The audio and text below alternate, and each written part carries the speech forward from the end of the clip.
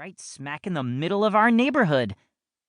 When we're not in school or sitting on the bench, we practically live at Goodfellow Stadium.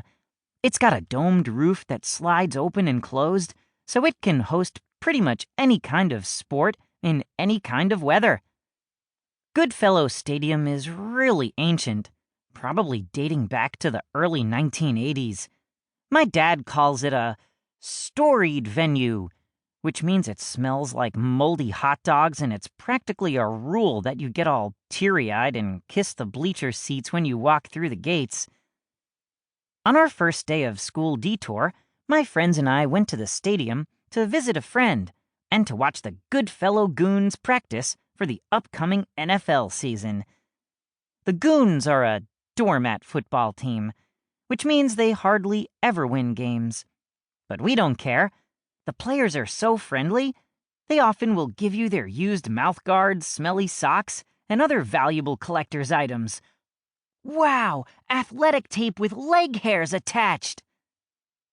The Goons are the hometown team, so we support them even when they lose a bunch of games by 100-0.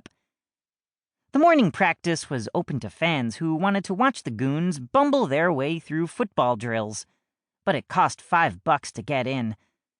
That's kind of a rip-off, although it's better than paying a way higher price to watch an actual game where the Goons get clobbered by 100-0. Joey, Carlos, and I didn't have to fork over $5, though. We entered Goodfellow Stadium in our usual manner. We helped the concession workers unload a truckload of supplies in exchange for free passes and a treat of our choice. When we were done hauling boxes, Joey selected his treat. A churro, which is a deep-fried pastry smothered in sugar. Carlos went for a family-size bag of salted peanuts. He likes to suck all the salt off and then eat the peanuts shell and all. I chose an Eskimo pie, which is my favorite stadium treat in the entire universe. Vanilla ice cream covered in chocolate. It's nature's near-perfect food. After getting our snacks, we went to track down our friend. Billionaire Bill, probably not his real name, is a bleacher bum. And I'm not even exaggerating. Quick time out about Bill. Billionaire Bill is a gonzo sports fan who actually lives inside Goodfellow Stadium in a tiny apartment right under the bleachers. In exchange for free rent, Bill works for the stadium as the official pigeon control officer. He patrols the upper aisles and blasts an air horn to scare pigeons out of the rafters of the stadium. It's a very important job, because if it weren't for Bill and his air horn, the spectators would need umbrellas, if you know what I mean. Bill told us he once was a very wealthy and respected man. I think he was either a brain surgeon or a Hall of Fame NFL quarterback. Maybe a cartoonist. I forget.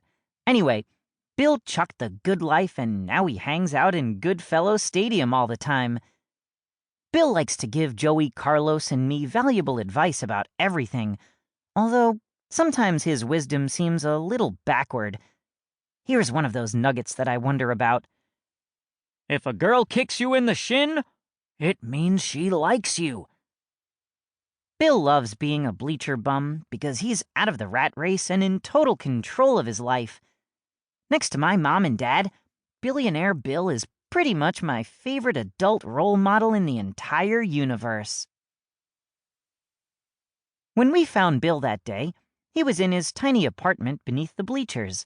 He was rearranging a shelf packed with collectibles and dancing to a song from the ancient 1970s. One particular item on Bill's collectibles shelf caught my eye. It was a relic from the 1990s, an original Nintendo 64 game controller. Whoa! Collectors like me know that an original N64 controller is hard to find.